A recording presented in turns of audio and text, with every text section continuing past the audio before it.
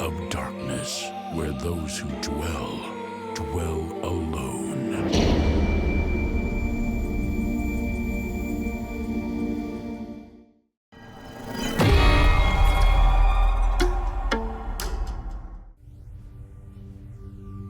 It's been 3 years since Gail Brand was murdered, a tragedy her husband Marty still cannot accept. Like so many who deny the death of a loved one, Marty has become a shell of his former self, unwilling to move on, to pick up the pieces of his shattered life. But as Marty is about to discover, those pieces are even more shattered than he imagined.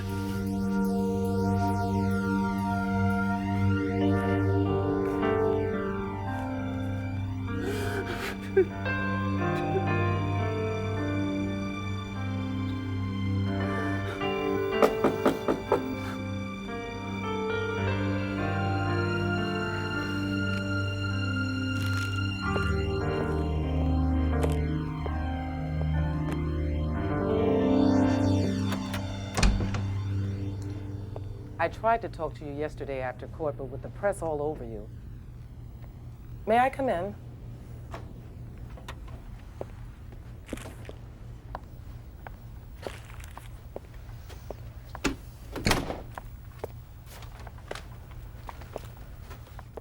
So it's finally over.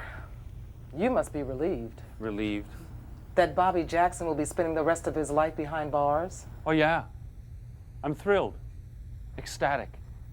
I mean, after all, the kid only killed my wife, right? I mean, she gets the life squeezed out of her, and he gets free meals, cable. Who knows, maybe we'll even write a bestseller about it. Mr. Brand, I know you've suffered a great loss. I tried to impress that on the jury during sentencing. Like hell you did.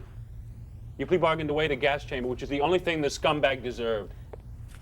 May I remind you he was a juvenile during the time he was arrested and also happened to be mildly retarded? I don't care if he was the Pope's nephew. He murdered the love of my life. The fact remains he should never have been tried as an adult. If it wasn't for your letters to the governor and your relentless tactics to drum up support, he'd probably be in a hospital where he belongs instead of a maximum security prison. A hospital? So the punk could get out in a few years just to whack someone else's wife? Maybe the real reason you're so angry is with the case finally over, there's nothing left for you to fight for. Is that why you came here, Miss Kern? To add insult to my suffering? Actually, I came to drop this off. They're your wife's personal effects. Since Jackson waived his right to appeal as part of the plea bargain, we no longer need them for evidence. You know, the things that Gail was wearing that night, the night that she was... Of course, if you don't want them, I'd be glad to destroy them.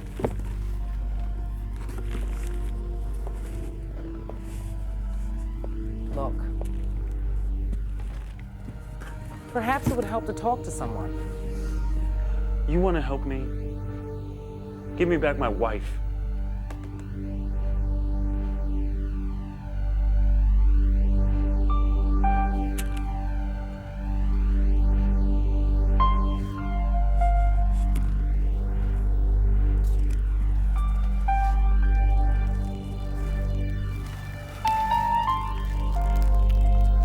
Remember when I gave you these? You said you'd never take them off.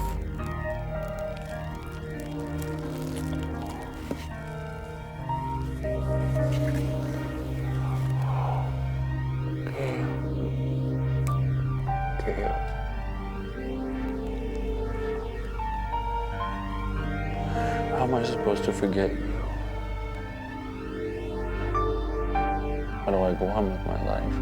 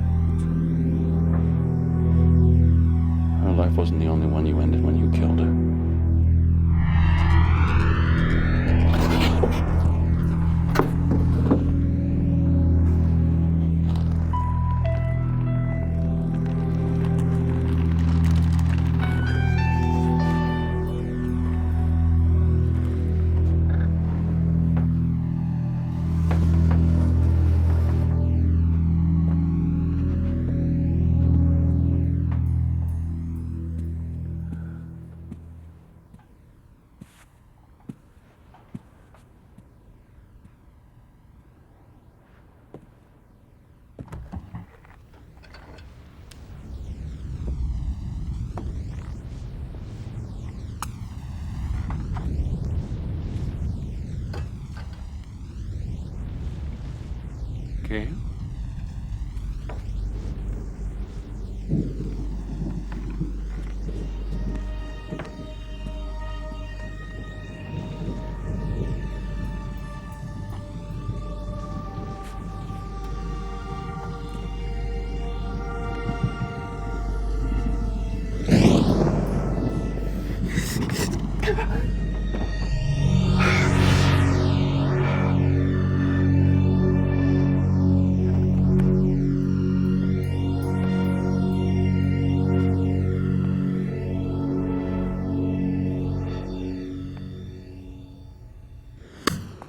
I tell you, Ed, she was there.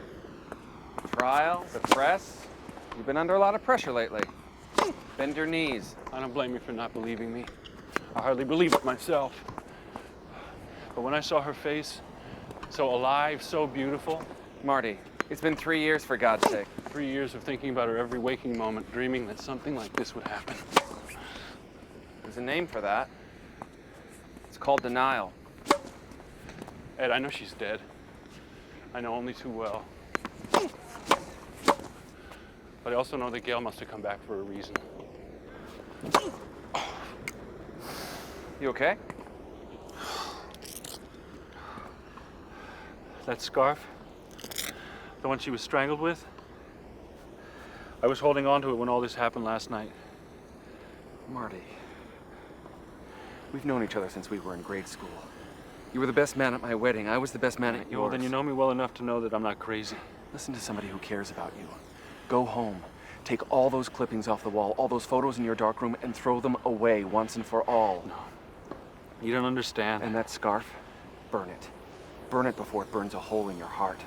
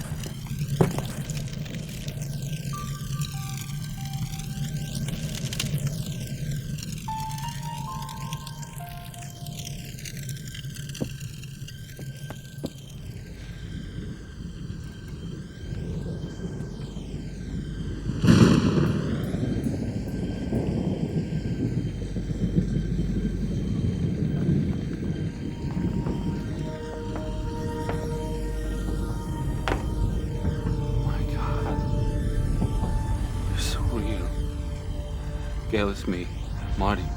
I'm right here.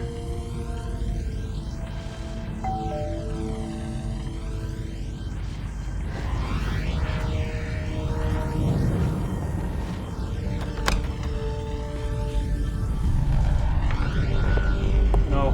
Can I help you? No! What do you want? Gail, it's him. Get away from her!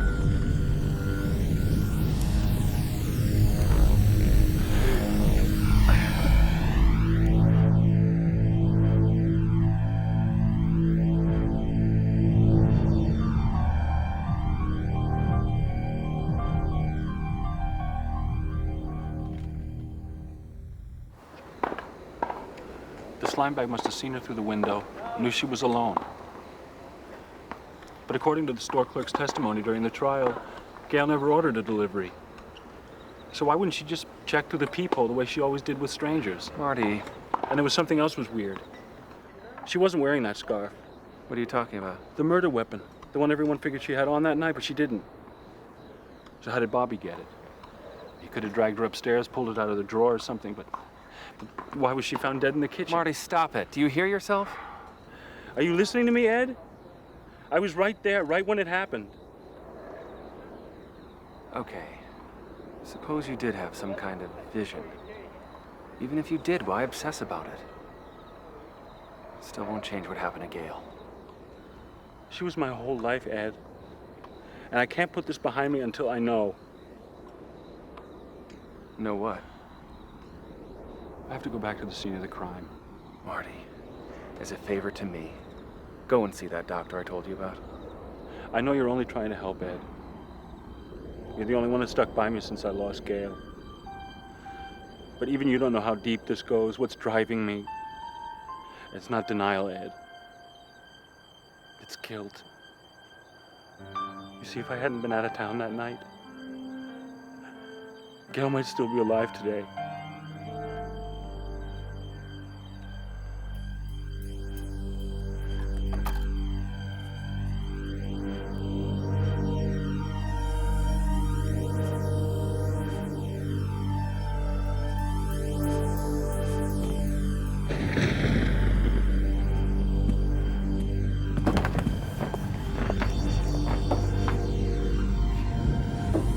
Delivery? Shut the door. I'm sorry, there must be some mistake.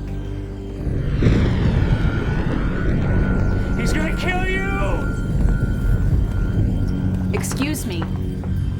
I said... No. Just a second. Can I see your delivery slip?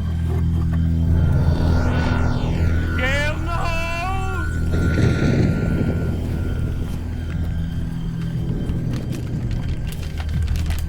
See here, it says 211. This is 214. The place that you're looking for is across the street. Gail, no!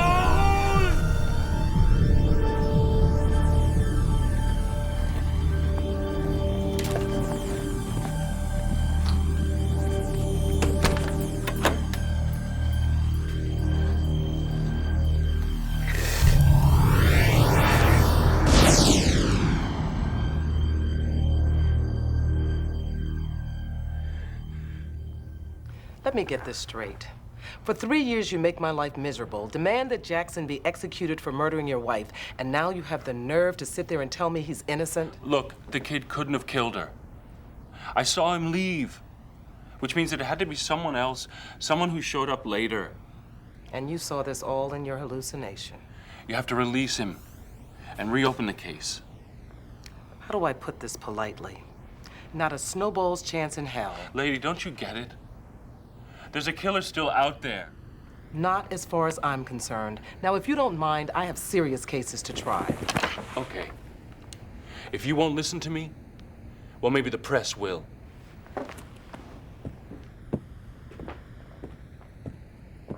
In a stunning turn of events, the man who publicly accused a delivery boy of murdering his wife now claims the youth is innocent. And now we'll turn to the weekend weather forecast with meteorologist Chris Anderson. Chris, take a look at that triple Doppler radar. Tell us what you see.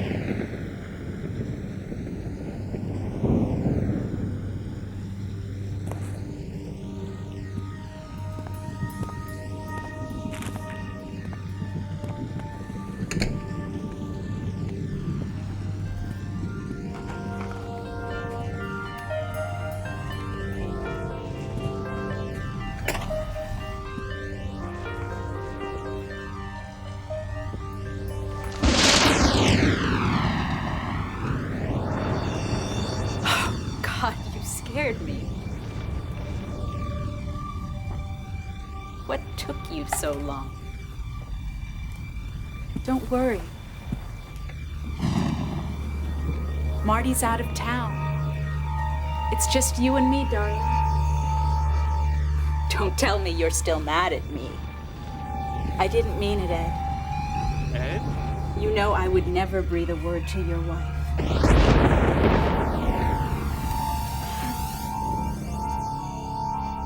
Ed? Gail? No! You're not following through. Feel the difference? Yeah. Good. Marty? It was you all along! You killed her! What are you doing? Get up, you lowlife scum. Look, whatever this is about... This is about you sleeping with Gail, then murdering her in cold blood because you were afraid that she'd tell your wife. You're crazy. Oh, yeah? Then tell me to my face that you weren't sleeping with Gail. Tell me to my face that you didn't betray me. You were my best friend. I trusted you. All those business trips you take, what did you expect, Marty? You'd spend more time working than you did with her, even on her birthday. And I was always there for her. Always. Until you took that scarf and... No, it wasn't me, I swear.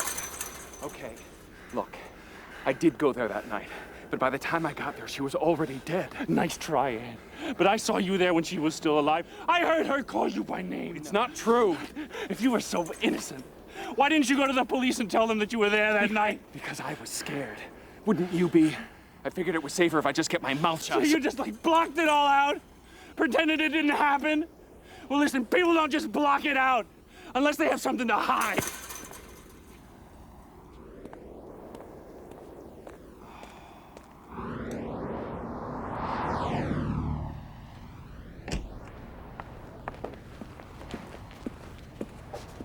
Okay, we questioned him.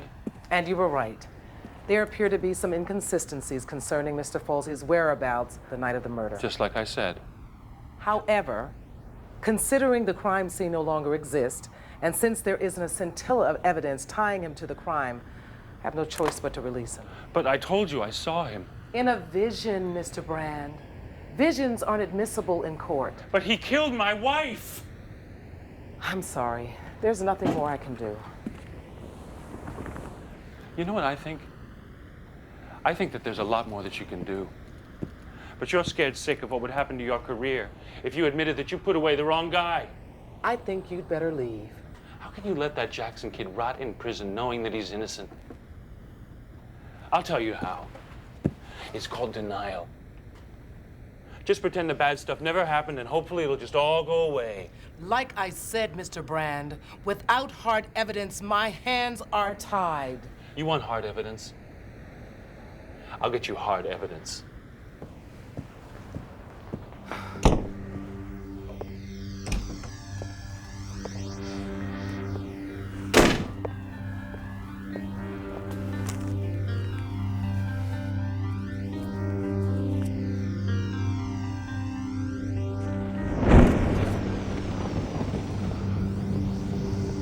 Don't worry.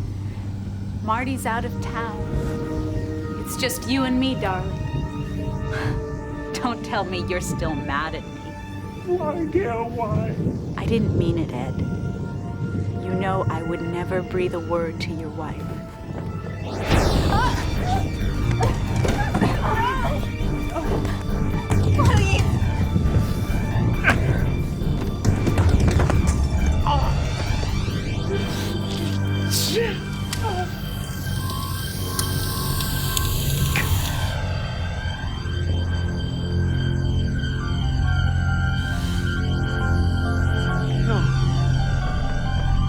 That's impossible! Gail! No! Leave her alone!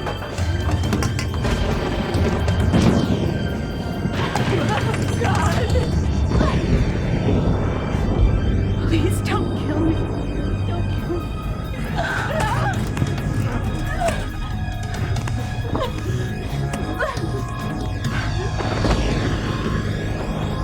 Marty!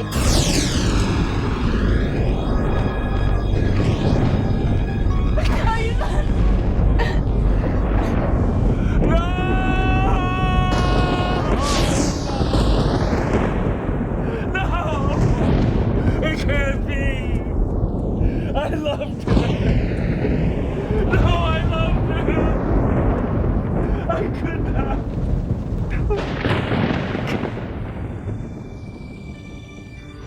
We all know that life is a journey paved with self-discovery. For Marty Brand, that journey has ended where it began 3 years ago, trapped in the madness of denial.